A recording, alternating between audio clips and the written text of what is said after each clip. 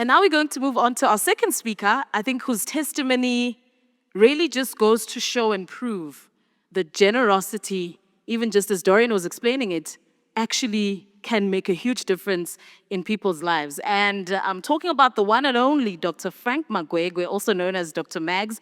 Now, here's a man that's really going to also challenge our perspective on generosity. Not only that, but he is a highly educated man, well-versed in the financial industry. He remains so humble and very generous in sharing his knowledge that he has gained over the years. And we are very excited to have him come speak to us about how generosity impacted his life. Dr. Frank Magwegwe is a lecturer at Gibbs and a living testimony of God's faithfulness, rising from homelessness to earning a PhD and completing Harvard's Advanced Management Program. With over 25 years in the financial services sector, including CEO and COO roles, he focuses on financial wellness, resilience, and employee well-being. He holds a PhD in multiple certifications and consults widely in his field. Can we put our hands together and welcome to the stage Dr. Frank Magwegwe? Okay, good morning, everyone.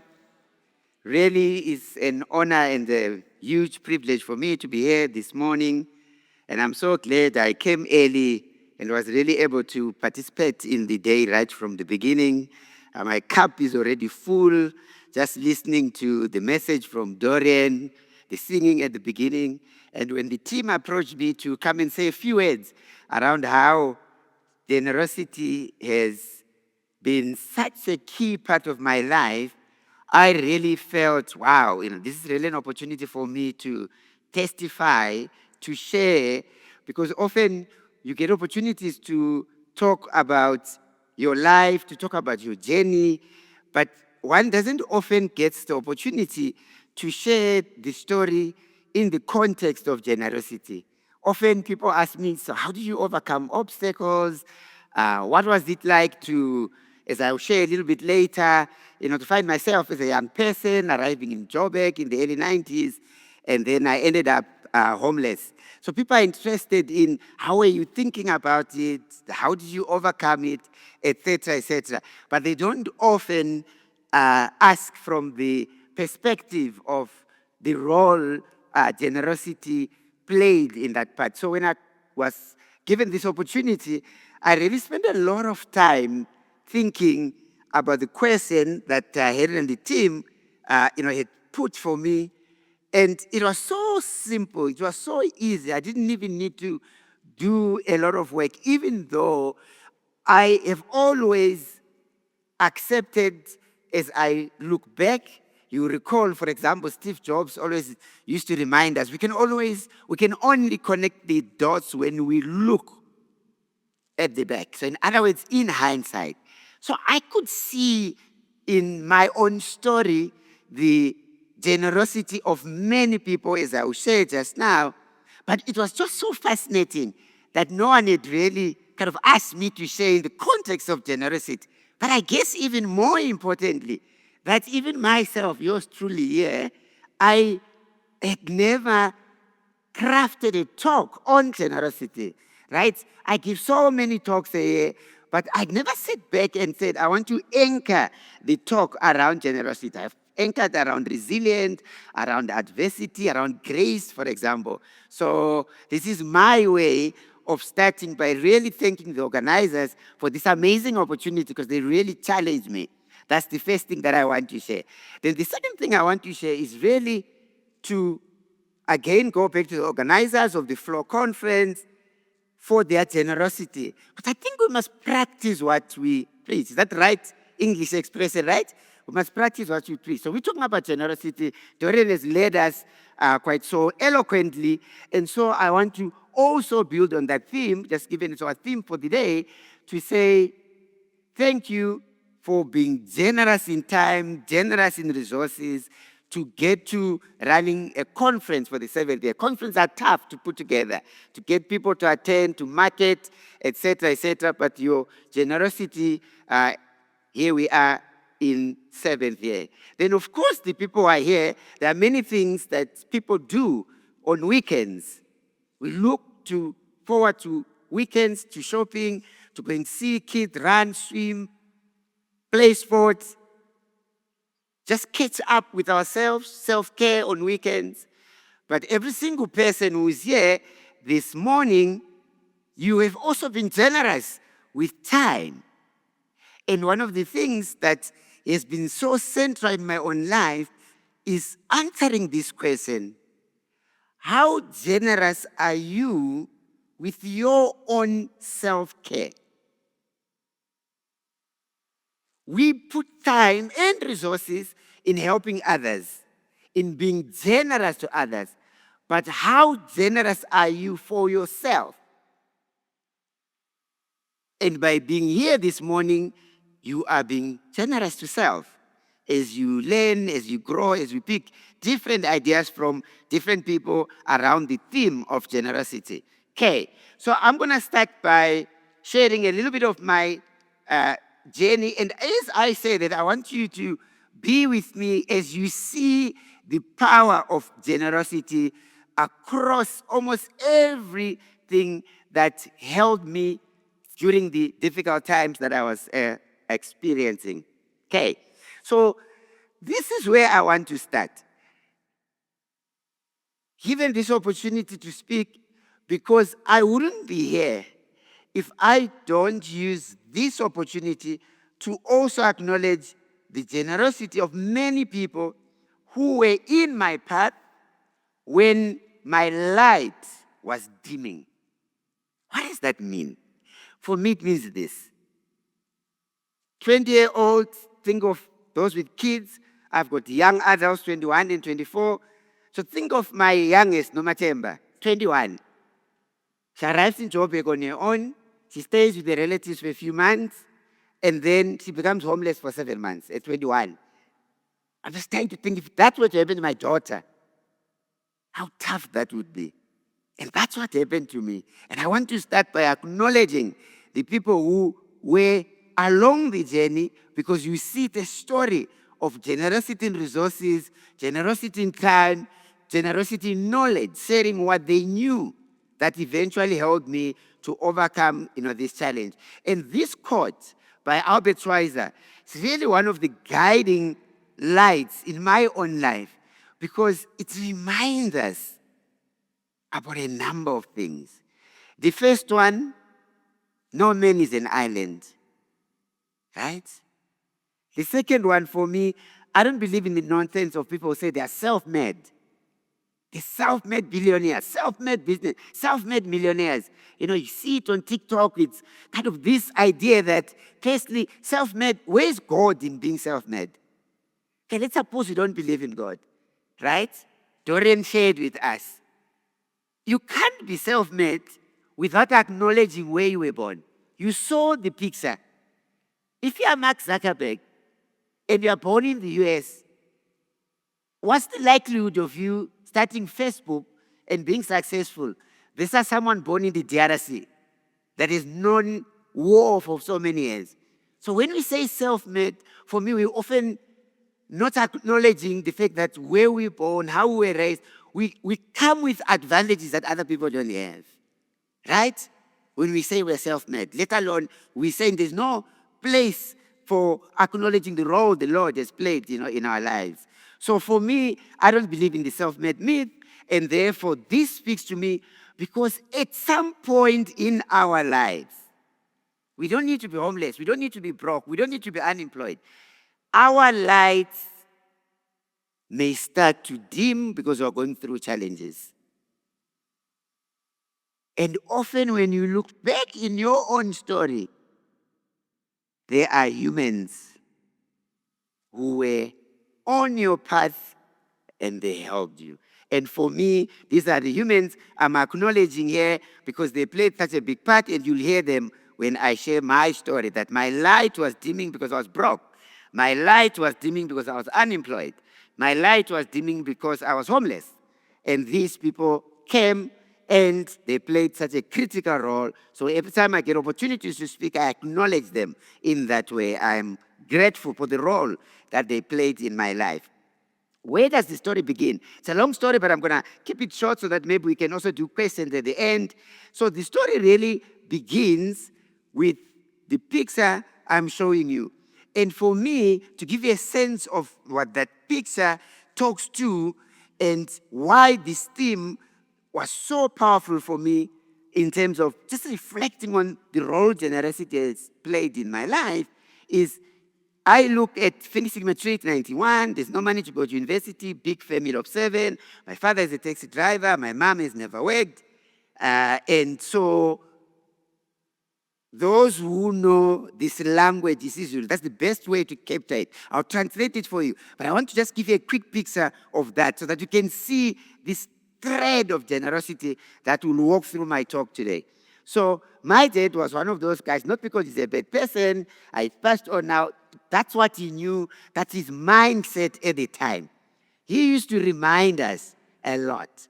And he used to say this, I just want you to know, this is 90, next year, 91 is matric. Amanza wami aphelela la. You know, those who know isiZulu, because sometimes, you know, there's certain expressions, you cannot do them justice when you translate them. So you have to start by saying them first, then you go and try to translate to say, well, he was sort of saying, you know, my resources, my ability to support you, after matric, I'm done with you. You on your own, and you're 19. Right? So I'm giving you that context. So you know, I'm not going to be able to go to university because there's no money, but you know, the matric is okay. So I need to start looking forward. So for me, the first obstacle that I faced as a young person was unemployment.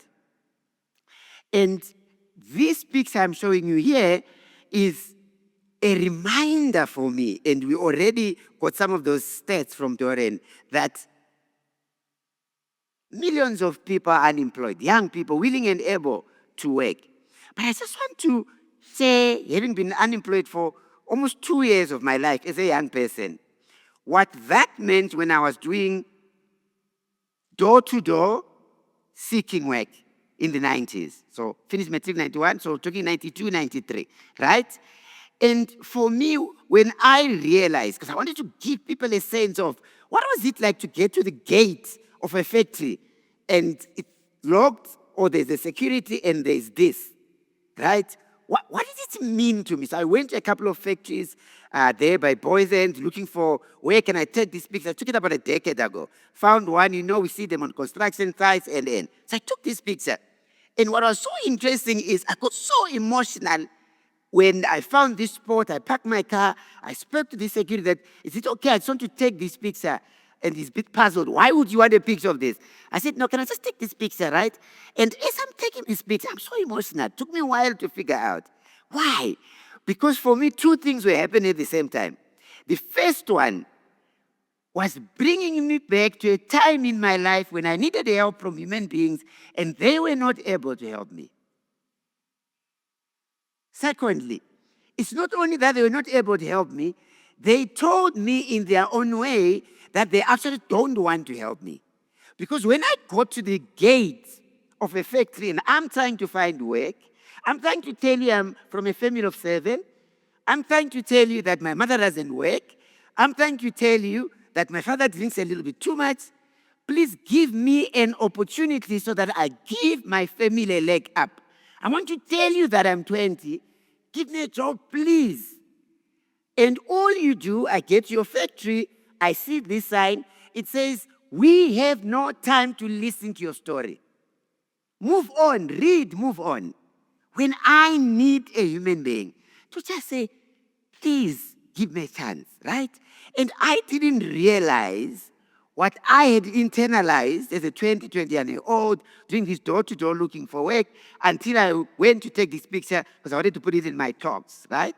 And so for me, when I think of generosity, and I think of that, and looking back in my own journey, every single day of courage to go to this factory, no, there's so much rejection in looking for work. And so when I thought about the idea of generosity, I realized as I was preparing for this talk that there were so many moments of generosity in very different ways, and I'll build on that theme. So to say one related to that, right? So sometimes I'd get to a factory, say we're in Crown Mines here in Joburg, or I'm walking in Poisons, right? Or I'm at a supermarket, I'm saying, do you have work? Or I'm at a garage. And I'm literally nearly in tears, I'm pleading, please just give me something. And often what would happen, let's say I'm Poisons, I'm at a factory, and the person would look and I explain, and he would say, no, but you can't go in because, the sign says you can't go in. I'll be in trouble if I let you in and you get to reception and you are trying to find. But wait a minute, And they would explain that around here they had this place where someone is looking for people to employ. Or I see lots of people going there. Maybe there's an opportunity for work there, right? And so when we pause and not limit our understanding of generosity too, and again, our first speaker mentioned that too, I don't have resources to give others. What were some of the security guards? What were some of the managers at the garage, managers at the Pick and Pay? What were they doing? They were being generous in time when they saw this young, frustrated, angry person nearly in tears because they say there's no work. And they were generous in time. They were generous in knowledge. They were generous in empathy. Because some people said to me, it's going to be okay. We wish you good luck. Because others didn't. Because there was just the sign, right? So it broadens your horizons of generosity. So after about 6 months of trying to find work, there I was in the Eastern Cape in Utenek. I ended up in Kirkwood. Everyone can see Kirkwood is a very small place. We don't even do a guess. There are not many big places. You see a donkey in front of a pharmacy. So we already know it's a very small place. One street, one bank, no traffic lights, famous for citrus farming, and a little bit of tourism. My relatives were there. I want to pause. I grew up Roman Catholic. And so I'm in tears. I'm telling the priest that I don't know why we're born poor. I'm so angry. People I was at school with are at university. I'm struggling to find work. My dad is saying, and so I was an angry young man. That time as an angry young man, bargaining with God, trying to say, if you give me this, I'm going to be more loyal to you. When you have problems, we often do that. And so I'm in tears, and he says, well, you have tried to find work here in Utenek. There's nothing. Why don't you go to your relatives? Don't you have relatives in Kirkwood, right? Again, we pause. As I say, thanks to the organizers for really allowing me to go back into my story and see moments of generosity. The priest was generous. He reminded me in my suffering. I know you guys have been coming to this church for so long. You have relatives in Kirkwood. Maybe go there and see what can come out of that. So off I went to Kirkwood, arrived at this humble abode. This is the farm I go to. My relatives were there. About 22 people in that room. One pit latrine outside, one pit toilet. And there's work to pick oranges at the farm. Two clear things happened to me as a young person there. The first one was just realizing, even though there is work here, if I take this job to pick oranges in the farm, I'll probably be stuck here. How am I going to exit Kirkwood if I take this job? That was the first thing for me. And then the second thing was just looking at the system at the time at farms. You recall, this is 92, and about May, to just anchor it for you, about May, June 92. And so there was still the job system. You work at a farm, the lovely farm owner gives you $50 a week in wages and a bottle of old brown sherry, 5 liters of autumn harvest. So you never stuck of something to drink. So I realized that they're always drinking, and how am I going to overcome this? And the more I thought, especially when I was just thinking about, how do I weave and really make alive generosity in my own story, these moments of generosity? I realized that it wasn't because I was clever. We also heard it from Dorian, right? Because when I look back, I'm 20 in 1993. I have a 21-year-old and a 24-year-old turning 25. And I look at their lives and I look at what I was facing in terms of adversity. And at that young age and I'm going through all these challenges, no one says, after matric, I'll be unemployed and I'll deal with it. You are excited about the new world. But I was unfortunately, hit by unemployment. And so when I reflect on my own journey, and often people say, but how come you were thinking differently?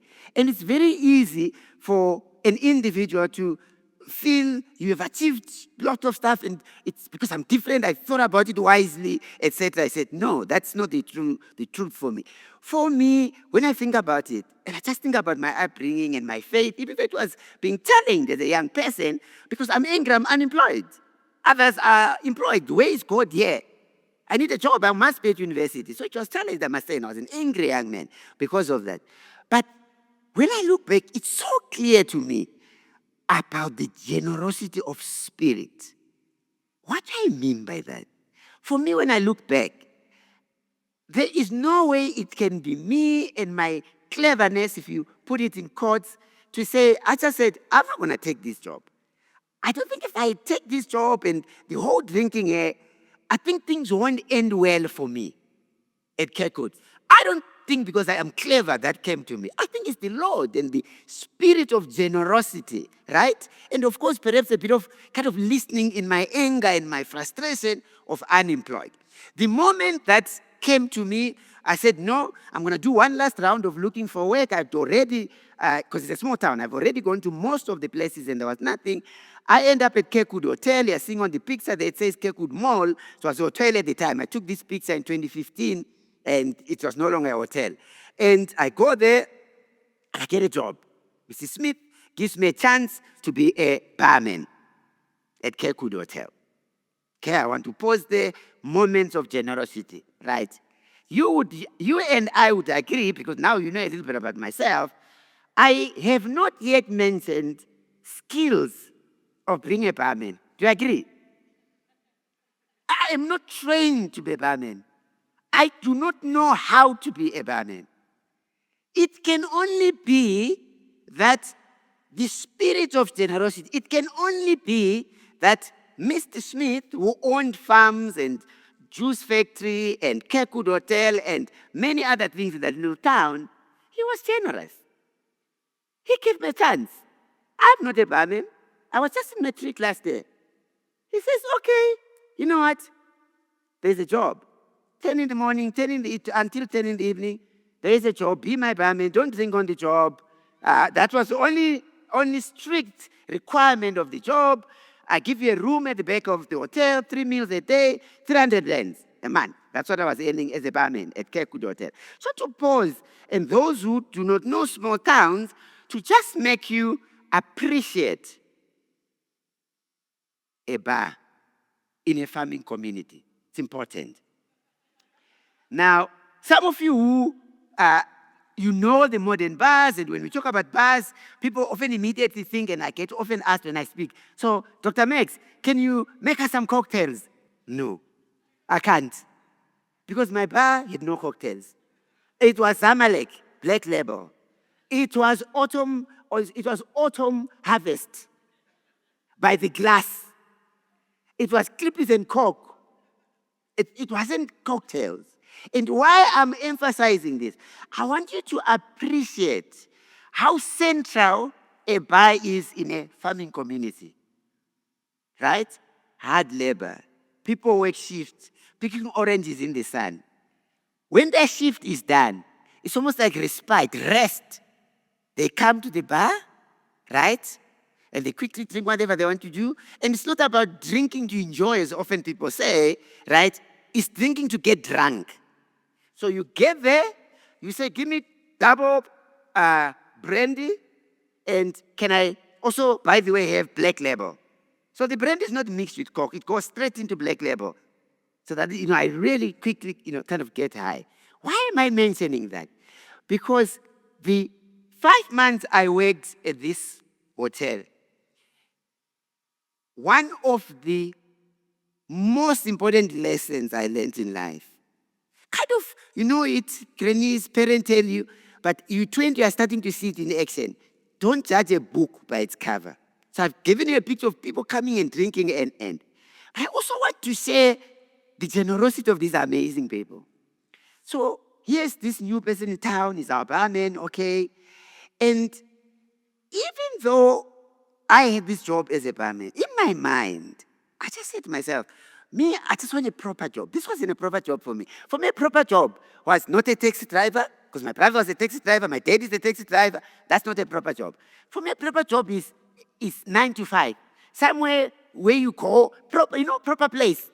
And you in an office, and then you come back. That was my, give me that, I was ready. That's a proper job, right? This one, selling alcohol, I didn't see it as a proper job. So for me, there was always this sense of, I must figure out my next.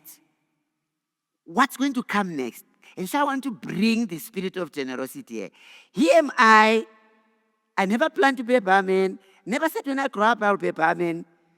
I'm telling these customers my dreams. I'm just saying to them, guys, I'm just doing this job for now. I'll try to save a little bit of money. Some of you would know Intake College. I want to study by correspondence. I want to improve. Some of you would know, I think it's called Lisam College. All those colleges where you can study by correspondence, right? And they didn't laugh. They didn't say, huh? You, barman, studying what? They encouraged me. They said, actually, it's a good idea. Tina asifundanga. We're not educated. That's why we are farm workers. It's a good idea that you're a barman and you are thinking about study. In the moment where you least expect it, if you look for it, generosity is there. Do not limit your thinking of what is generosity. Listening, patting someone on the shoulder, believing in someone's dream. That's generosity. In a bar that I have described for you. So I wanted to paint that picture to show you the contrast that you would often think, I think there cannot be any generosity in that space. But there was generosity there, right? So to move along, well, you did hear the condition of the job. Sadly, I broke it. I started drinking on the job. So I got fired for drinking on the job. In September 1992, and I used to get paid 300 rand. I mentioned that already. They used to deduct breakages, so they took stock day before payday, and then they would basically just give me a little invoice. They would say wages 300, and then they'll say deductions, brackets, breakages. Then they put a number. The difference is what they paid me, and they would put it in a little envelope. Mrs. Smith was HR for the hotel and the bottle store and the juice factory. She was the wife of Mr. Smith. And so September, about 28, 29 September 1992, she calls me. She says, you cannot work here anymore. Go, pack your things and bye-bye, right? I made a mistake. I'm crying. I'm sad. I wish I can turn back the hands of time. And now it gives, to just digress a little, I do a lot of research on regret. Regret. One of the most difficult, challenging, negative emotions one can ever have. Wishing, if you can turn back the hands of time. Wishing you can undo behavior, you can undo an act, but you know you can't. So I was so consumed by regret. I just wish we can go back to being sober because Mrs. Smith had found me drunk behind the counter. That's why I got fired. I wish we can just go back and I'm not drunk and I carry on with my job. Could I do that? No. And so I'm in this little room and I'm crying. I've let myself down. I'm ashamed of what I've done. How do I even explain it that I lost my job to drinking on the job? In that moment, a little word just comes and it just says, you know what? Go to Joburg. So it's like a crazy thing in the midst of pain. That's spirit of generosity that I spoke. And if I look back now, for me, it's almost, and when you say the story, sometimes people, kind of roll their eyes or not believe it. For me, it's almost like the Lord is whispering, Johannesburg, and you heard Dorian with his own testimony. And so, in a crazy moment, I catch a taxi. I didn't even go to the farm to say goodbye to my relatives. Catch a taxi. Here is the main train station in PE at the time, Quebec today, and I arrive here. My breakages were 228 rands, which means I have 72 rands. I use 5 rand to catch a taxi from Kekut to the main train station that you are seeing on the slide there. I have 60 odd rands. I get at the counter. I'm going to Joburg, little bag. You may be wondering, where in Joburg? No, we, especially African folks who will be aware of this. We always told of relatives in the big city. They've made it somewhere. We see them, sometimes we don't even know what they do there. But we see them Easter and December, and abantu basegoli. You know, these ones from Joburg, they're doing well. So I had my aunt there. 52 Stanhope Mansions, Corner Plain and Wanderers. Christine Nomalungelo Jika. Grew up, told she's there. So I knew where to go. Right? So I said, I'm going to go to Joburg to my aunt's, right? So that was the plan. I get here. First obstacle. What is the obstacle? I've got 60 odd rands. I want to buy the tickets. And the gentleman behind the counter for Shosholos Mail. Remember, Shosholos Mail, Port Elizabeth to Ekholi, Johannesburg. He says, no, the money is not enough. I promise you guys, it did not take me 30 seconds to have an answer. I was there with my daughters in 2015, and I was explaining to them that, you know what, girls, it's like something possessed me. When he said, no, this money is not enough, and he's a little bit frustrated. Why are you trying to do, putting this little money, it's not enough to take you to Joburg. He was a little bit irritable. And I just said, okay, tell me, where can this money, with kind of the sense of urgency? And he laughs. I said, please tell me, where can this money take me to? And then he looks up, and then, you know, like, whatever, I'm humoring you. He says, oh, yeah, you can get to Bloemfontein. He said, can you give me a ticket to Bloemfontein? Bought a ticket to Bloemfontein in a moment of madness. When I look back, for me, that was my path. That was my journey. That's why I'm here to testify.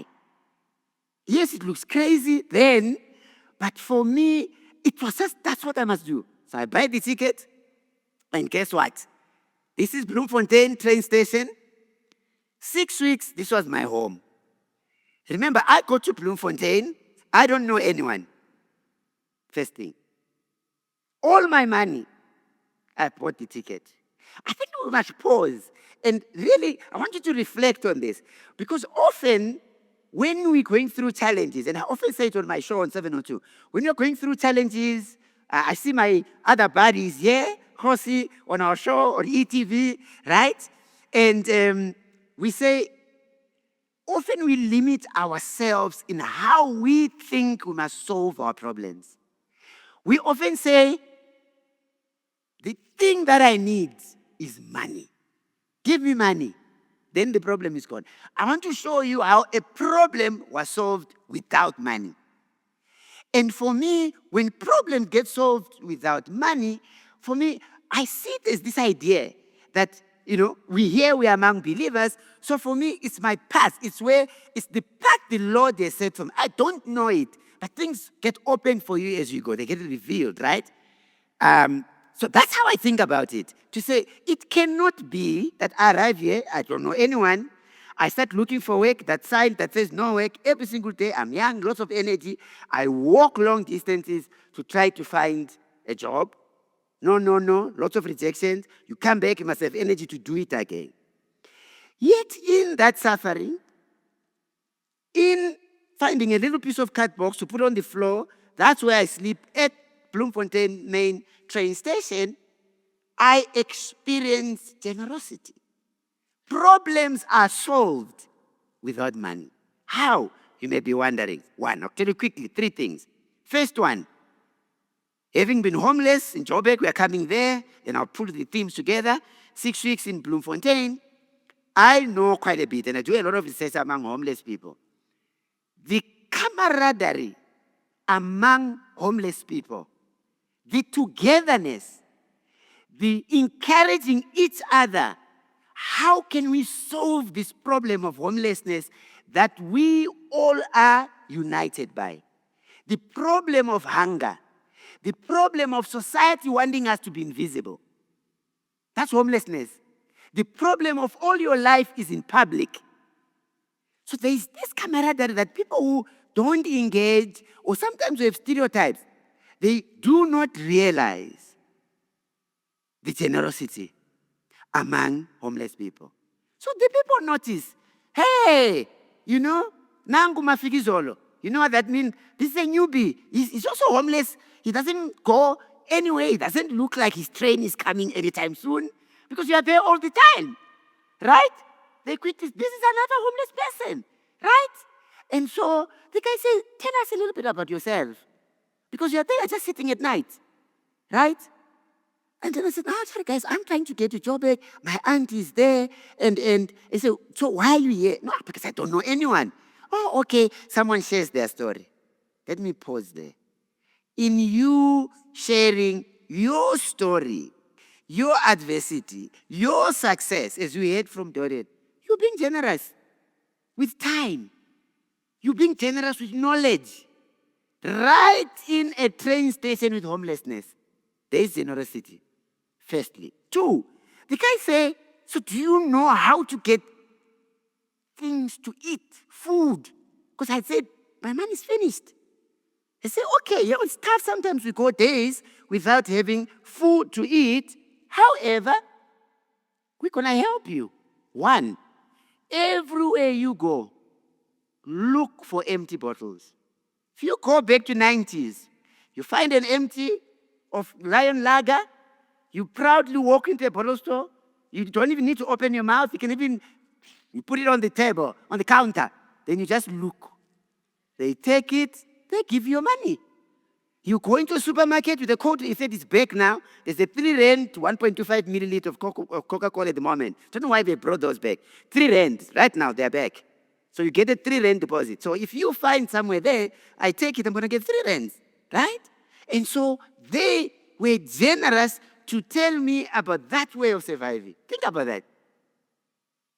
Thirdly, they said, you know, as you walk, you will pass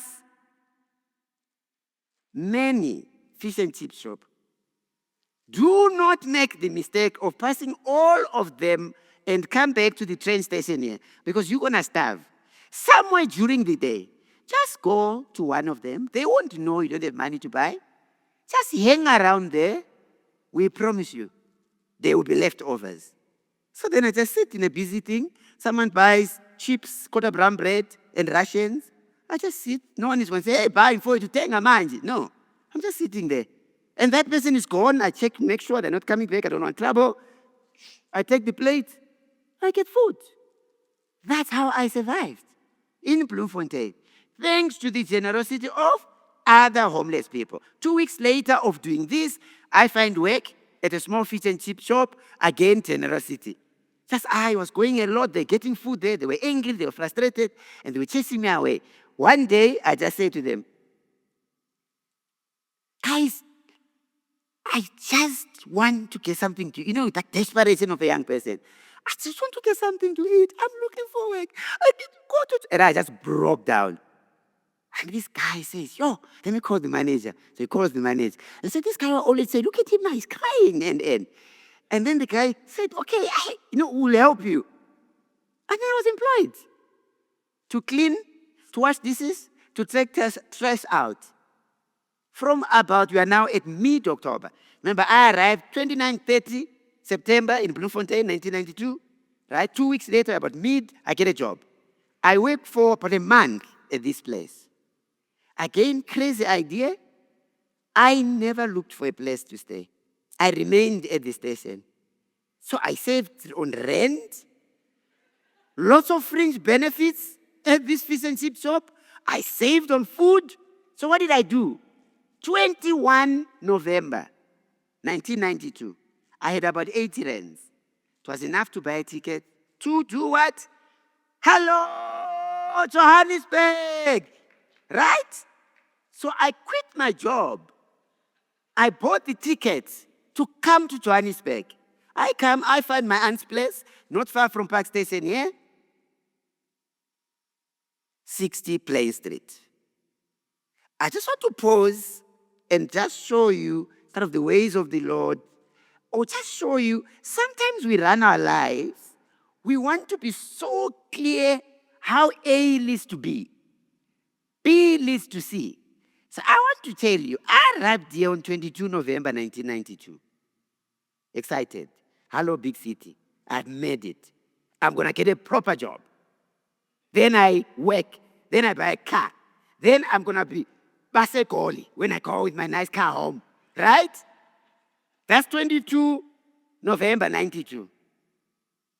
6 weeks later, 3 July, Sunday, 3 January, Sunday, 1993, I was back there homeless. That was my home for the next 28 weeks or 7 months. Just want to show you the way the world works. I arrive, I'm excited. Excellent. I get to Joburg, right? It's going to work out. I go to my aunt. My aunt has a little bachelor flat studio. She's got 2 kids, no Monde, no Malungelo, unemployed. They've got kids. She's a domestic worker. I learned for the first time. I didn't know what she did when we saw her at home. She's struggling in Joburg herself. They've got this place, they partitioned with curtains. There's a corner for Nomonde, a Nandipa. There's a corner for her and a boyfriend Ian. There's a corner from Zimasi and Nomalunge. And my aunt just says, with a sense of urgency, you must find work. We can only give you 1 meal in the evening. There is your corner, you sleep there. Please look for work. I'm puzzled. Johannesburg, there are people struggling. Nomonde, Nomalunge, they don't work. They're unemployed, by the way. So began, good people, the toughest part of my life. I wake up in the morning, those who know Joburg CBD, Plain, Small, Wanderers, Bree, kind of have that mental map. I wake up, I walk to Crown Mine, to Boysen, to Mayfair, Eastgate, Rosebank, GP. And you're just not walking, you are walking and begging for employment. And what do you hear? No, there is no work here. Rejection. So I want to pause and tell you, often we listen to statistics from Stats SA. Unemployment rate is this. Then we hear that other comment. And my students often roll their eyes. They say, these people. When you hear that one, discouraged job seeker who's no longer looking. I say to my students, please, have you ever been unemployed? You're rolling your eyes. You judging. You stereotyping a discouraged job seeker. Go 3 months. You look for work every day. You get home, have been beaten down by nose. You gather courage. You do it the following day. You do it the following day. You do it the following day. Is that not courage? Yet sometimes people don't understand and they judge this discouraged job seeker. It's the person who's just saying, I can't take it anymore. The rejection. Because that's what not getting work is. It's rejection. You've been rejected. You're putting up your hand. But they are saying no, right? So I learned that during that time. 2, I learned how unemployment strips away human dignity. Right? And again, I want to say, other people might also know, but definitely the African folks would know, we even have family events. Unemployed people, a man, please just keep quiet. You cannot contribute to this family discussion because house events. Think of that on someone's sense of belonging. So unemployment strips away your human dignity. Therefore, how does generosity come in the picture? For me, during that time, like I said earlier, it's people encouraging you, it's people saying it's going to be okay. And at the end, it became creating my own sense of I matter. I must tell you, by then, I was so angry. So I got there 3 January 1993. I think I've got a picture to just show you a little bit about what homelessness looks like. So there's homelessness. I took this picture on Simon Street, downtown Joburg. There's a person. They've got some stuff they found, and there's their home in front of this. I was more like this. This is downtown Pretoria. I look for a few card boxes. I put them on the floor. And if I find a card box, I cover myself. Even at Park Station, you'd see people sleeping like this, right? And you might sit back and say to yourself, okay, where is the generosity? Well, they used to chase us at Park Station, right? You can't just be sitting here. You can't sleep here. Until they just realized, especially in cold, 93, for example. It was challenging. Joburg can be quite cold. I'm homeless. I'm in Park Station, right? And for me, when I connect the idea we're talking about today, it's realizing, even the security guards realizing it's cold. Let's not chase these people away. That's generosity. It's okay, guys. You can sleep here. But they know the law says these people are loitering. Get rid of them at a station, as an example. So when you think hard, generosity is everywhere. That's my message. Okay, let's pull everything together. How did I end up with what we had a little bit in the bio, or at least overcoming homelessness? There comes back my starting slide, right? Where I keep quiet and really remind myself. 7 months, I didn't bath. 7 months, I wore the same clothes. 7 months, society tried so hard to make me invisible. Because society has a problem with homelessness. You become invisible. No one greets you. No one talks to you. I want you to picture this person, me, young person, 21 now. Same jeans, same jacket, same shoes for 7 months. Therefore, it looks like there was something wrong with me. Right? So no one talks to you. Yet, through, I call it generosity of seeing. That's what I say when I teach at kids. What do I mean? If you think of that picture of someone who looks maybe homeless, mad, problems, unkempt hair, dirty clothes, that was me. Yet Evelyn had generosity of seeing. If you want, you can think of it as empathy. This one is someone's child. No one says when I grow up, I'm going to be homeless. This is God's child.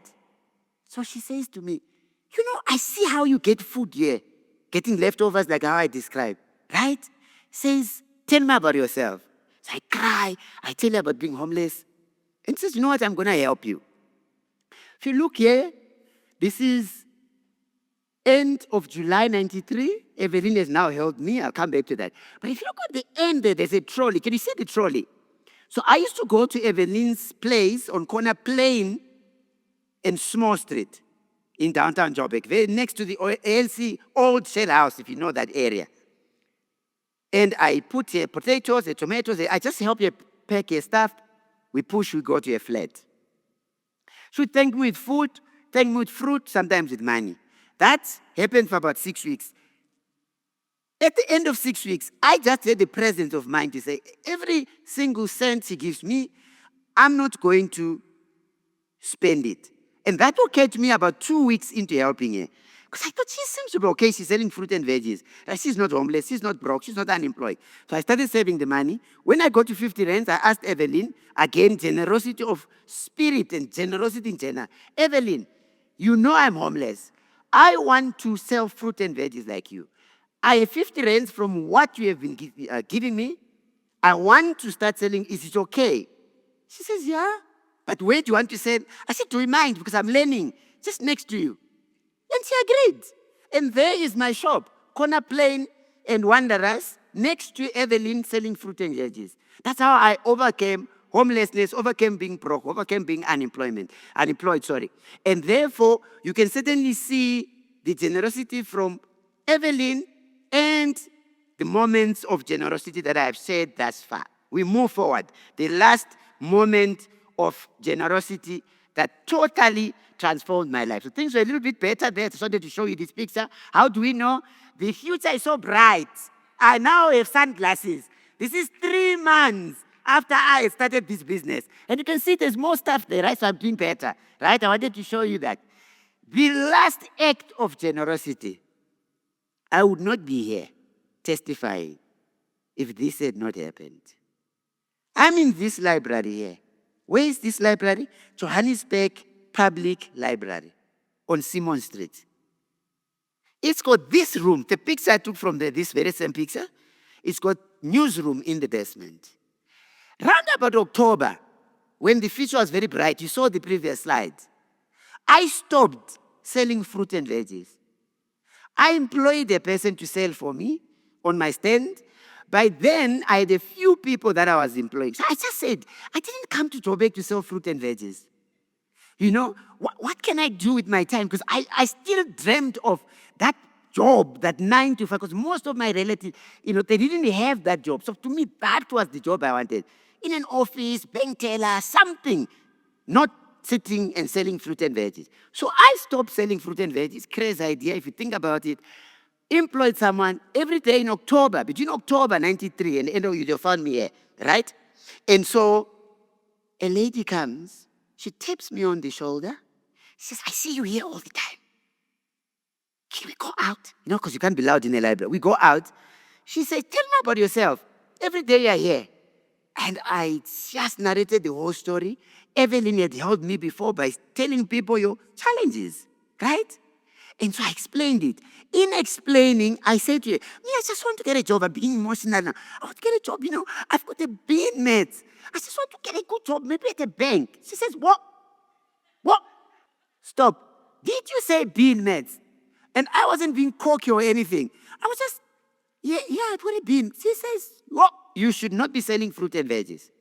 Right now, you need to go to Bloemfontein, to Wits University. Do you know where it is? No, she directs me. 2, when you are done at Wits University, go to the South African Institution of Race Relations on Beta Street in Bloemfontein. I did that. To cut a long story short, the slide will explain itself. February 94, I'm a first year student at VET, right? So how much time? Perfect. I thought I had 5 minutes. So, what am I saying to you? I'm saying this. Do you see Mrs. Zimmerman? That's the name of the lady who helped me. Turned out, Mrs. Zimmerman used to be a retired school teacher. She used to teach at Banato Park High School. Used to be a very good school, somewhat deteriorated now, but very good school in Hillbrow. Here words. She used to go to downtown Joburg doing random acts of kindness. Just meeting people and talking to them, right? It cannot be a coincidence that I decided to stop selling fruit and veg on my stand. And I start going to the library. And in the library, I meet Mrs. Zimmerman. And that last act of generosity catapults me way beyond what Evelyn has done. But you can see it was the foundation. For off the streets, I can think a little bit clearer. I'm not struggling day-to-day hunger. I'm not struggling with shame. I'm not judging myself. I'm a failure. I don't matter. I'm not fighting anymore as much as I used to. So, God, where are you now when it's cold here in Park Station? Right? And so, for me, you can see the thread of gratitude when we broaden. So I want to close off with ideas on gratitude. And you remember, those who listen to the interview that I did, you in preparing for Flow, you remember some of these ideas. So I'm calling them, I want to finish off by myth busting. Why do we struggle to be generous? I think often, and people in general, not necessarily someone in the room, because you can then go and plant the seed also. I think sometimes people think generosity is only about money. So I'm saying, can we bust that myth? My story has shown you. In fact, other than Evelyn, who paid me a salary, not a salary, a gift, generosity in money for helping her. Mrs. Zimmerman, I go to vets because of generosity in time, generosity in empathy, generosity in knowledge. There's a university, they go there. There was no money involved. She didn't pay for me. I got from generous people who supported the South African Institute of Race Relations that gave me a bursary, right? And so we can certainly put a big X on the first one, right? The myth, we can bust it. And so I'm offering you as I close that generosity includes time, attention, forgiveness, and listening. Let's broaden our understanding of generosity. That's the first one. So I'm giving that one a tick. If we go to the second one, for me, often, people, when we think of generosity, they have that mindset. Generosity subtracts from one and adds to another. Research is telling us today, no. When you are generous, in fact, that act of generous, it's so good for your well-being. Sense of purpose, sense of belonging, sense of contributing to uplifting others. That's what you get in return, right? So we should give a cross to that one, and we give a tick to generosity enriches the giver. and the recipient. That's how I think about it. Generosity, this is my favorite one. Are you trying to be Mother Teresa? You know, I don't have. And you wanting me to tithe the church. You want me to give $10 to the homeless person on corner Rivonia and Creston. Oh, I don't have the money. It's for saints. No. Look at yourselves. Look at people who are in my paths. The truth is, in fact, the most generous is ordinary. It's you and me. It's homeless people who told me how to survive in Bloemfontein. It's homeless people who helped me. 28 months I was homeless at Park Station. You can only survive there when you have a sense of belonging with other people. Because human beings, we are wired for relationship. Someone to talk to. Someone who's just going to be okay. We're going to overcome it, right? So that's that one. Then two more. And then, yes, you are either generous or not. That's another one. Some people are born generous. Some people are not. I challenge that and say, we can build the muscle of generosity. And that's what you are talking about today. Time, spirit, money, active listening, all of the above. Do not limit your thinking around generosity, right? Generosity makes people are also often heavy. You get taken advantage of. When you're generous, 1, 2, 3. But generosity needs boundaries. Because you must start by being self-generous. You say, no, I'll do it to this level because otherwise I'm going to also compromise my own well-being, right? So generosity is not just this crazy thing where you're just giving off everything that we have. You need to have boundaries when we talk of generosity, right? Okay, I'm going to skip this one, but I want to close off with the slides. So I'm just going to go forward. This is just a couple of things that I was defining here, but I want to end here. This is my favorite site. I want to give you a framework. You know, I'm an educator. So educators, we cannot end being on a podium without a framework. So I want to give you a framework. A framework is a way of thinking about things. There it is. Broaden your idea of generosity by the 3 T's framework. Time, talent, treasure. The 3 T's framework. I can be generous with time. Volunteering is an example. I can be generous with my talent. I can be generous with treasure. If it's money, if it's clothes that you're not using, and. So please, as you think and as the conference carries on today, you have seen the story of generosity in my own life. Use the 3 T's framework to build your muscle, to enhance it of generosity. Thank you.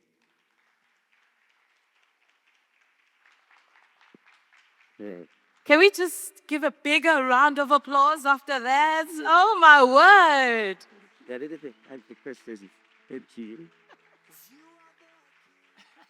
Was that amazing or was that amazing? It was amazing. Doctor, do we have, maybe we've got about 2 minutes or so. We can take a few questions, 1 or 2 questions from the floor. We've got a roaming mic somewhere at the back. Does anybody have a question? Or reflections? My name is Sepo, everyone. Just wanted to say that I actually relate a lot with your story. I kind of had a wild experience of my own way. I also left home, slept in the streets, went to Cape Town, spent my, literally at the job I was at, spend the money that I saved up, bought a laptop, and then I had planned to go to Cape Town, shot to Cape Town, slept down in Long Street, securities chased us away, was in McDonald's for their warmth, and then couldn't sleep in McDonald's because then they chase you out. So and then the knocking for a job and getting no. And it was such a great experience because I actually did it with a friend of mine, and we got a job literally in 2 hours, and it kind of gave me this perspective of people who complain about not being jobs and others like, you're not really trying hard enough, bro. Yeah. If you want a job, then you really press in. Yeah. And like you said, if you're going to do it every day, there will be someone who's going to be generous and give you the opportunity. I really appreciate your testimony. That's very good testimony. Well done. On also overcoming the challenge. Lovely. I think that's Dorian, yeah? Dr. Megs, thank you. So inspiring. Just appreciate your heart of positivity and generosity in the way that you shared your testimony. Here's my question is, You've probably seen a lot of opportunities. Now, we're sitting here, believers, wanting to make a difference, Yeah. wanting to help. If we were to ask you, what could be the one thing that you could advise any of us sitting here to say, if we were to say, where can we start? Yes. What would that be? Ah, beautiful. I think I would say two things if you ask me where you start, right? So I think the first one is start where you are with what you have. So I call it start with small things, right? To just say, I want to understand a little bit better, maybe, if you choose the cause of someone being unemployed, etc., or helping young people get ready for the job market.